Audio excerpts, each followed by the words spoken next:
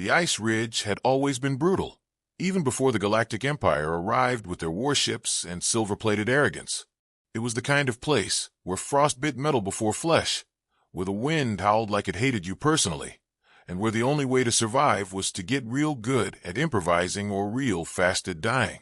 But the Empire didn't fear nature. They brought fire and steel, and they brought pride. Too much of it. Commander Zarnak the Unmelting, Supreme Warden of Subterran Zone 9 and graduate of the Velcare Military Academy, honors in subjugation sciences, stood tall over a glacial bluff, his cloak fluttering in the biting wind.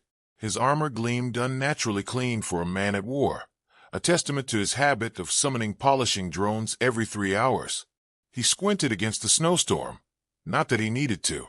His ocular implants had 6 filters, but it helped him feel dramatic. The ice ridge stretched below, dotted with melted craters, broken sentry towers, and the odd smoldering cabin. It had been a human colony once. Now it was a forward base for the Empire. Zarnak activated his wrist transmitter. Status report. He barked in a voice that was 30% snarl, 70% theater. Private Fizuk's voice crackled through. Commander, perimeter secured. No human presence remains. Also, I found an artifact in the ruins. Plastic square with strange symbols. Possibly religious. Describe it. It says, Back to the Future. There's a man in a red vest holding what might be a weapon, and a large vehicle with fire trailing behind its wheels. Zarnak sighed, long and with an exhausted dignity. Ignore their ancient totems. Focus on intelligence gathering. Yes, Commander. Also, it seems the totem plays music. Synth heavy. It's kind of catchy. The commander cut the feed. The truth was, he hated the ice ridge.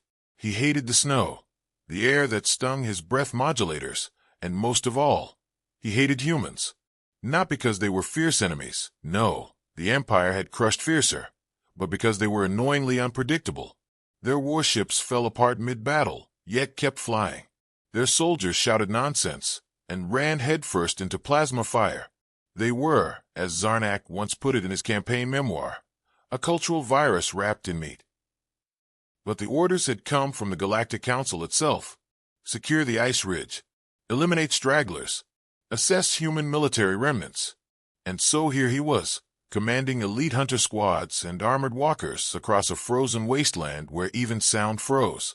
Fizuk's voice returned, quieter this time. Sir, you may want to see this. Proceed. A figure, riding through the storm. South perimeter. Doesn't match any known patrol pattern. Single rider. On some kind of bike. Not one of ours. Zarnak frowned. Send a drone. He didn't expect much. Probably some scavenger who hadn't gotten the memo about total planetary dominance. The drone feed appeared on his wrist. Snow blurred the image, but there it was, a man hunched forward on a battered hoverbike, wrapped in layers of cloth. No visible weapons. No armor. The bike sputtered like a dying animal.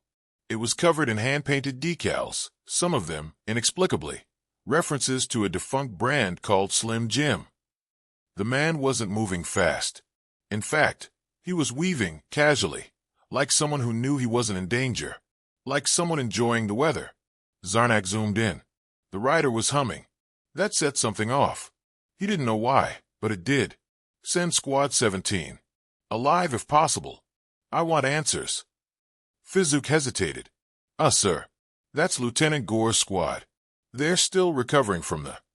Zarnak's glare could freeze hydrogen. Sending them now, sir. Squad 17 deployed swiftly, cutting through the snow on magnetic skis and low-profile jump rigs. They were trained in 37 forms of close-quarters combat and had survived planetary sieges. What they were not trained for, however, was a man singing, "You Give Love a Bad Name," off-key through the storm, while flicking bits of what looked like freeze-dried spaghetti into the wind. The squad surrounded him. Standard formation. Plasma rifles ready. Rick Dalton looked up from beneath his hood. His goggles were scratched, and his beard was a mess of ice and regret. He wore a patched-up parka with a cassette player duct taped to the chest. One of the hunters stepped forward. Identify yourself. Rick blinked slowly. That depends. You guys got coffee? They hesitated. No, then I'm not interested. He revved the hoverbike once. It backfired. Loudly. A piece fell off. He didn't seem concerned. Your presence here violates Imperial Occupation Code 16-9. You are to surrender immediately. Rick squinted at them. You ever hear of a guy named Snake Plissken? No one replied. Didn't think so. He threw a small object at their feet. They flinched, expecting an explosive. It was a cassette labeled Megadeth Live 91. It began playing. Loudly. Chaos ensued. The music overwhelmed the squad's comm systems, causing temporary audio paralysis. Rick took the moment to floor the throttle. The bike lurched forward, hit a bump, flipped, and threw him 10 feet into a snowdrift. The squad regrouped. He emerged seconds later, cursing, limping, brushing snow off like it was an old friend. All right, not my smoothest exit. The squad moved in again. This time, plasma rifles hummed with intent. Then the bike spoke. You boys sure you want to do this? Said TMMY, her voice chirpy and alarmingly calm. Because I'm going to be honest, I'm feeling mighty protective today. A compartment opened. Smoke bomb. Loud bang. Flash. Screaming. Slipping. A lot of slipping. Fizook watched from a nearby outpost, mouth open, cup of alien broth forgotten in his hand. Did he just flashbang a squad with cassette tapes? Zarnak didn't answer. He was watching the replay silent. The rider had no military insignia. No faction tags. No known biometrics. Who is he? Zarnak muttered. Fizook, who'd been combing through ancient Terran media, paused. Sir, this might sound strange, but some of the locals used to talk about a guy. Not a soldier. A sort of legend. Said he used to be a bounty hunter. Disappeared years ago. Called him the Dust Storm. Urban myth. Maybe. But the tape deck, the coat, the quotes it matches. They say he once punched out a sector marshal with a toaster. Ridiculous. And crashed a freighter into a black hole just to prove a point about fuel taxes. Impossible. Fizook shrugged. Humans are weird, sir. Rick, now somewhere near the South Watchtower, found an old vending machine that still worked. He slapped it. A can of ancient root beer dropped out. He popped the tab. Still good, he said, lying obviously. The snowstorm howled louder. In the distance, Empire Mechs began mobilizing. A full-scale lockdown initiated. Sirens, low and guttural, echoed across the ridge. He looked toward the sound, unfazed. Well, he said to TMMY, looks like it's about that time again. Mid-afternoon existential crisis. Nope. Time to screw with aliens. The hoverbike sparked, groaned, and hovered shakily into motion. Together, they vanished into the white, leaving behind confusion, static, and the faint echo of living on a prayer playing at full volume. At the command base, Zarnak slammed his fist into the console. Find him. I want the ridge sealed. No more theatrics. I want that man in chains by nightfall. Fizook, still nursing his warm broth and new obsession with 80s cinema, mumbled under his breath. Good luck with that. Rick Dalton didn't like cold. He wasn't built for it. Somewhere between Nevada and Neptune, he'd lost his tolerance for freezing air, snow crust in his boots, and the kind of wind that sliced across your cheeks like it had a personal vendetta. But he had a job to do. And once you've promised yourself revenge over lukewarm root beer and old Johnny Cash tracks, there's no going back. The Empire had made a mistake. Not by conquering the ice ridge. That was predictable. They messed up by making it personal. They'd taken something that didn't belong to them. An old outpost, once a nowhere blip on a planetary map, but one that housed more than wiring and frostbite. It was where Rick had stashed memories, some broken tech, and a few pieces of himself he wasn't ready to lose. And now it was full of aliens who looked like rejected concepts from Starship Troopers and acted like they were starring in a live-action remake of Braveheart, minus the freedom bit. The Empire thought they had the ridge locked. Motion sensors, drones, patrol routes plotted with laser precision, and ground-sensing mines that beeped ominously if a snowflake landed wrong. But for all their precision, they hadn't accounted for a man with duct tape, a lifetime of grudges, and a working knowledge of forgotten terrain. Rick wasn't a soldier anymore. He hadn't been since the Nebula Accord blew up in committee, and the Bounty Guild turned into a VR poker scam. But what he did have was time. And time, when paired with righteous anger and some old Earth-made demolition gear, was an excellent way to make empires nervous. He parked a bike in a crevice he'd blasted open years ago, a hidden access tunnel that ran under the ridge, lined with old Terran wiring, some of which still sparked to life if you kicked it hard enough. TMMY, the AI welded into the heart of his hoverbike, flicked her dashlight on. This place smells like regret and expired beef jerky. That's because you crashed me into a ration locker last year. Correction, you crashed. I merely screamed. Rick shoved a rusted hatch open. The tunnel yawned before him, a mix of stale air and history. He didn't pause. He knew what was ahead. Meanwhile, the Empire's base churned with activity. Commander Zarnak hadn't slept. Sleep was for the victorious, and victory was still out of reach. His elite squads had combed the perimeter, doubled the drones, even brought in a psi-probe from Zarnith to scan the region's quantum echoes. No trace of the man, just footprints that stopped in mid-stride and cassette tapes left like calling cards. The tapes themselves had become a running problem, each one booby-trapped with subsonic frequency pulses that caused confusion, nosebleeds, or, in one case, uncontrollable laughter. Fizuk, the ever-nervous communication officer, had stopped asking questions about the tapes. He just forwarded them to research and hoped they didn't explode. He'd begun dressing in layers of aluminum foil under his uniform, convinced the man in the storm could read thoughts. Zarnak stood before the base's central map. The ice ridge glowed blue, overlaid with movement trackers. Every few minutes, a red blip would flare and vanish, as if taunting them. "We're being mocked," he said flatly. Fizuk nodded. He left another message. Zarnak turned slowly. "Say that again." Fizuk swallowed hard. He tapped into our speaker network. Used one of the old transmission lines. Said, nice try with the psi-probe. Tell Zarnak his mustache still looks fake. Zarnak's mustache, an elaborate layered construct grown in the halls of Velkair and shaped via laser stylus, twitched involuntarily. His rage simmered just beneath the polished surface of his uniform. He didn't speak. He turned, walked to his war chair, and sat, coldly. Fizuk took that as permission to keep living. Back under the ridge, Rick moved like someone remembering how to walk through ghosts. Every hallway, every junction, had a memory. That stain on the wall? Luther's chilly explosion. The bent panel? Kayla's elbow during a late-night dance dare. The missing conduit? Probably Rick's fault. This outpost had once been home. A place for drifters, old ex-Marines, bounty hunters between gigs. Not glamorous, but warm. Real. He reached the old control room. The glass was shattered.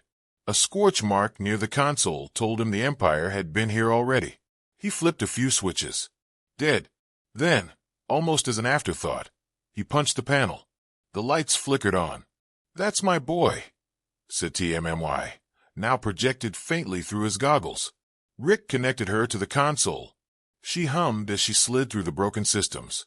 "All right, let's see. They've mapped everything. But they missed the sublayer. Classic rookie move. Oh, hello, what's this?" Zarnak's got a command relay pulsing from the comms tower. If we can spoof his signal, we can crash his entire patrol grid.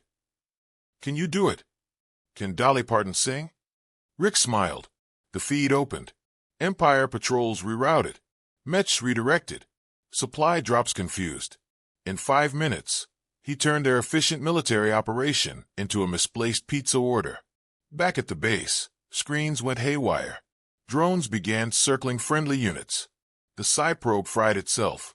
Zarnak's personal shuttle requested a maintenance tune-up and began playing Take On Me at full volume. He snapped. "I want him found. I want the tunnel sealed. I want that cassette deck burned, ground up, and shot into a star." Fizuk, hiding behind a screen, muttered, "You're assuming you'll catch him first." Zarnak heard. Turned.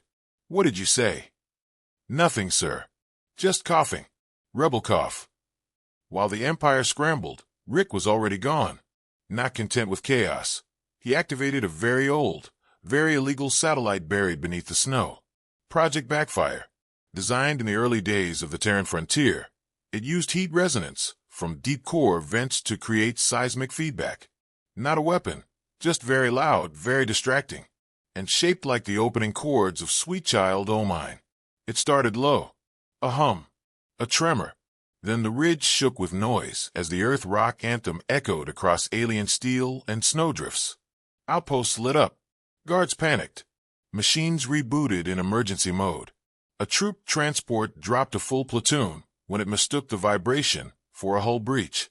Rick, watching from a hidden vantage, sipped ancient root beer and smiled like a man who knew he still had it. But Zarnak wasn't completely blind. He'd activated deep surveillance protocols, tapping into alien tech even the Council didn't authorize. He found it, an Echo signature. Non-Empire.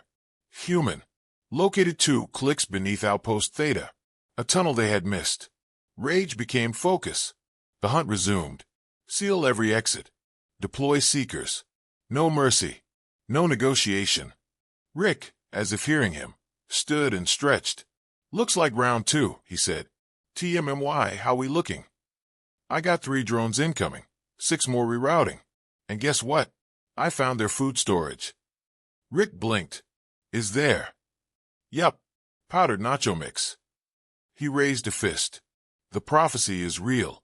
Then the alarm sounded. Not Empire tech, his own system. Motion sensors. Movement in the tunnel. A full platoon, closing in fast. They weren't going to underestimate him this time. He glanced at the old blast doors. You think they're still rigged? TMMY ran the numbers. 30% chance they detonate. 50% they jam. 20% chance they open slowly and reveal us with dramatic lighting. Rick cracked his knuckles. I like those odds. He moved fast, rerouting power, tossing decoys, planting sonic mines disguised as music boxes. Each step calculated to mislead, delay, confuse. He wasn't going to beat them with firepower. He'd do it with style. The squad hit the first trap. Flashbang disguised as a pop-up ad. Blinding. The second trap. Gas cloud scented like bacon. It didn't incapacitate, but it made everyone hungry and deeply suspicious. Third trap. Old Earth karaoke machine loaded with Rick Astley. No one escaped Rickroll unscathed. By the time they reached the control room, Rick was gone. A message played from the speaker. Still think the mustache is fake. Zarnak heard it from across the comms tower. He clenched his jaw. Fizuk, now studying human pop culture like a religion, whispered, We should have stayed off this rock. Rick was already en route to the Empire's main base, riding the storm like it owed him money. This wasn't about nostalgia anymore. It was a message. You don't conquer places you don't understand. You don't mess with a man who spent 2 years learning to weaponize cassette tapes. And you sure as hell don't underestimate humans, just because they prefer duct tape and guitar solos over clean, polished war. As the storm thickened behind him, Rick Dalton laughed into the wind. The ice ridge wasn't conquered yet. It was just waiting for a proper comeback. The Empire had underestimated the human spirit before. They thought it was a quaint curiosity, a feeble flame that would flicker out once subjected to the cold, calculated might of their technology. But Rick Dalton was more than the average man, and the Empire's mistake was in thinking they could simply wipe the ridge clean and move on. It wasn't just a place. It was a reminder of everything they had done wrong. And now that reminder was about to come crashing down on their polished, pristine plans. Rick's bike hung beneath him, the old hoverbike purring like a wounded animal as it skidded across the frost-ridden landscape. The controls were second nature to him. The small whir of the thrusters a quiet lullaby as the storm howled around them. The wind, biting and relentless, whipped through his hair, but Rick didn't feel the cold. He was too deep in the moment. Revenge was a funny thing. It didn't care about the weather, or the odds, or whether or not you still had a functioning squad. It made you faster, stronger, more willing to burn the galaxy down just to see the flames dance. TMMY pinged in his ear. There's a problem, Rick. I know, TMMY. I can hear the problem. The howling wind and the distant rumble of incoming troops. No. I mean, yes. But also, they've started sending out the Seekers. And they've updated their sensors. They're starting to pick up cloaked signatures. including Welu. Rick cursed under his breath. The Seekers were Empire's elite trackers, the kind of hunters that made even the toughest men shudder. They had specialized optics capable of spotting the faintest shifts in electromagnetic fields. Even cloaked, Rick's presence would eventually be detected. He had seconds, maybe minutes, before the hunt became a blood sport. Any chance we can hack into their frequency and confuse them. I can do that. But they're jamming everything. They've locked down the entire region, including the comms towers. That's probably why we're not hearing back from the rest of the crew. Rick's jaw tightened. His team had been scattered across the ridge, each in their own little hideaways, laying low while he stirred the pot. But this was bigger than just a few well-placed distractions. The Empire was closing in, tightening the noose with surgical precision. They wouldn't stop until they had him. And once they had him, they would use him to send a message to everyone who dared defy the Empire. I can't let them get to the others, Rick muttered. TMMY processed the info. Your best bet is to get to the comms tower. If you can break through their firewall, I can disable the Seekers. Without their trackers, the rest of your crew should be safe for now. Rick looked ahead. The ridge stretched out before him, an icy expanse where the wind screamed louder than the deepest nightmares. The Empire's base loomed in the distance, fortified and unyielding. Between him and the comms tower lay a field of obstacles. Empire patrols, automated defense turrets, and the constant risk of being spotted by the Seekers. This was the kind of mission that would break most men. But for Rick, it was just another Tuesday. The kind of Tuesday that ends with explosions, bad decisions, and maybe a light dusting of humor to keep things interesting. The bike's engines roared to life as he revved it forward, heading straight for the Empire's heart. Each second was a gamble. The longer he took, the tighter the grip of the Empire's soldiers would become. He needed to get in, cause chaos, and get out. It wasn't the most elegant plan, but it was the best he had. Rick's mind raced through possibilities. The Seekers were his biggest threat. They moved with the grace of predators, and they were practically invisible to most detection systems. But they weren't perfect. Their own arrogance often blinded them to the details. The Empire had believed they were untouchable. No one had yet managed to outsmart them in the ridge. Rick intended to change that. As he neared the comms tower, he slowed, reducing his speed to a crawl. The wind howled in his ears, but he could still hear the faint hum of Empire machinery in the distance. Through the dense fog of the storm, he spotted the flicker of a Seeker patrol. 3 figures, their sleek, reflective armor almost indistinguishable from the environment, moved with fluid precision. Rick's heart rate spiked, but he didn't hesitate. He ducked behind a snowdrift, waiting for the patrol to pass. The seconds stretched into eternity as he gripped the controls tighter, trying not to breathe too loudly. The Seeker's sharp, mechanical gaze moved past him, oblivious. It wasn't luck. Rick had trained for moments like this. His entire life had been a series of split-second decisions. This was just another game, and he knew how to win. When the patrol was gone, he resumed his course. The comms tower was in sight now, a looming structure surrounded by a field of sensors and defensive grids. He wasn't going to be able to sneak in unnoticed. There was no subtlety to his approach anymore. The time for finesse was over. Now, it was time for the spectacle. Rick activated his cloaking device and sped toward the base at full throttle. The wind screamed louder in his ears, drowning out the whine of his engines. His heart was steady, calm, like he was walking through an old familiar town. The Empire might have had their sophisticated tech and relentless tactics, but they didn't have his instincts.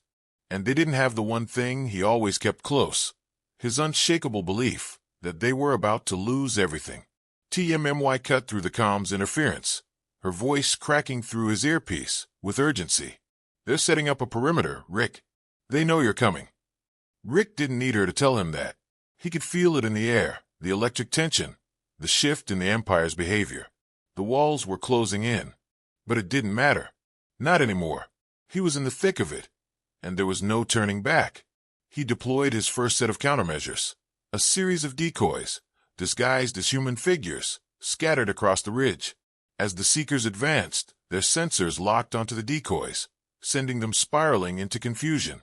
Meanwhile, Rick took a sharp turn, heading toward the comms tower's entrance. The Empire wasn't prepared for this level of guerrilla warfare. Not from someone who had spent years running solo, living on scraps of outdated tech and broken dreams. They had underestimated his adaptability. The fact that they had underestimated him, a single human, was their fatal flaw. By the time Rick reached the entrance of the comms tower, chaos had erupted around him. The Seekers were scrambling to track the decoys. The guards stationed outside were disoriented, unsure of where the threat was coming from. For a brief moment, the Empire's usually composed forces were thrown into disarray. Rick cracked a grin, ducking into the tower. His heart pounded in his chest. This was it, the point of no return. But he wasn't scared. He never had been. The door slammed behind him as he entered the heart of the Empire's communication network. Now, with his back against the wall, there was nothing to do but take the fight to them. He wasn't just going to stop them from taking the ridge. He was going to make sure they never, ever forgot why they shouldn't have tried. Rick Dalton stood at the heart of the Empire's communications tower, his mind calculating, his body on high alert. The deep hum of machinery echoed through the cold, sterile walls.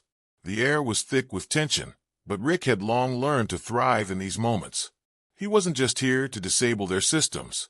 He wasn't just here to send a message. He was here to break their spirit, demonstrate that no matter how advanced their technology, no matter how pristine their methods, they couldn't predict the one thing they couldn't control: human determination. The silence in the tower was oppressive. His fingers flew across the console in front of him, expertly tapping at the keys, overriding systems and bypassing firewalls with a speed that bordered on instinct. A single blink of his eyes confirmed the system was now his. The walls around him seemed to close in, the reality of the mission coming into sharp focus. He was on the clock now. If he didn't get the signal out soon, everything he'd done would be for nothing. TAMMY's voice rang clear in his earpiece.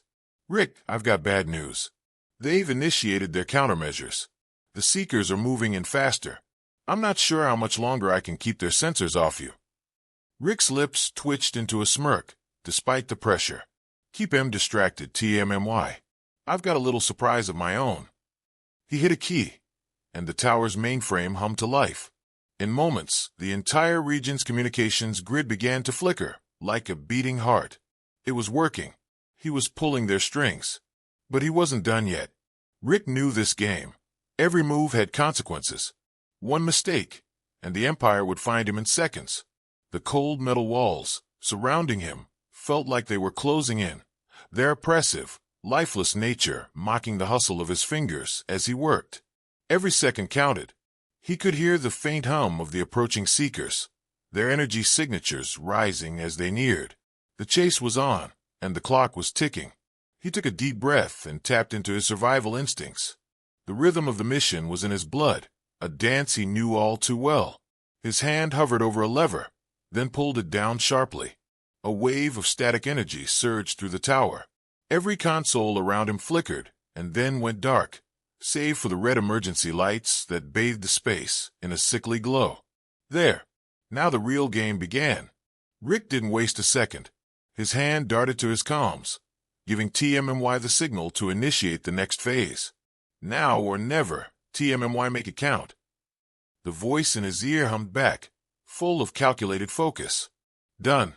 Seeker sensors are scrambled. They won't be able to track you for the next 5 minutes. Make them count, Rick. Rick cracked his knuckles, feeling the rush of adrenaline surge through his veins. This wasn't just about stopping the Empire. It was about showing them who they were up against. He pulled up a secondary display on the screen in front of him. A map of the Empire's base, security cameras, doorways, energy grids, all exposed. He smirked as he found what he was looking for. The entire base's power grid was now his to control. "Let's light them up," Rick muttered under his breath. He activated the system with a swift, practiced move. All around the Empire's fortress, power grids began to overload. Explosions rang out in distant chambers as energy conduits ruptured, lighting up the surrounding area with fiery flashes. The Empire's soldiers would be blindsided now, confused and disoriented. Rick didn't stop there. His eyes darted to the next screen, seeing the Empire's comms network crumble under his assault. He could already hear the frantic scrambling of officers trying to figure out what had gone wrong. The system he'd infiltrated had become a mess of twisted data, and now it was feeding false intel to every one of their trackers. The Seekers would be chasing ghosts for the next few hours. But there was a bigger problem. They would adapt. They always adapted. Rick's time was running out. As the comms tower systems continued to fail, he had to think fast. He needed to buy more time, to create enough chaos that their leadership would lose control. If he could make it look like a total system failure, the Empire might send reinforcements from all over the sector, allowing his crew to move in and cause more damage. Rick's fingers flew across the controls again, initiating the final protocol. A massive signal burst erupted from the comms tower, transmitting a jumbled mess of data to the entire region. It would look like the tower had been overrun, like the Empire's precious control was slipping out of their hands. The Seekers would be pulled away, chasing phantom problems. Rick was ready for his next move. TMMY's voice crackled in his earpiece once more. "They're reacting. It's working, Rick. I've intercepted their last transmission. Their leadership's already on the move." Rick's eyes narrowed. Then it's time to leave. He took one last look at the tower's control panel, his heart pounding. For a fleeting moment, he wondered if he'd bitten off more than he could chew. This wasn't just about breaking the Empire's grip on the ridge. This was about making them question everything, about proving that no matter how powerful they thought they were, humans would always be a force they couldn't ignore. He grabbed his gear, strapped it onto his back, and sprinted toward the emergency exit. There was no turning back now. As he burst through the doors and into the blinding white of the storm, he saw his bike waiting for him. The wind howled against his body, but he didn't flinch. He knew where he was going. He didn't need a plan anymore. The mission had turned into something far bigger than any of them had expected. The storm raged around him, snow and ice biting at his skin. His heart was a steady rhythm now, calm and unshakable. The Empire had thought they could take the ridge, that they could snuff out the last remnants of human resistance with their fire and steel. But they had underestimated what it meant to stand against the will of a single man who wasn't afraid to lose everything. The Seekers were still out there, searching for him, but they weren't his concern anymore. He'd done his part. Now, it was up to his crew to carry it home. The world had shifted beneath the Empire's feet, and as Rick Dalton sped toward the horizon, the storm now a blur behind him, he smiled. The game was on, and this time, the Empire was the one being hunted.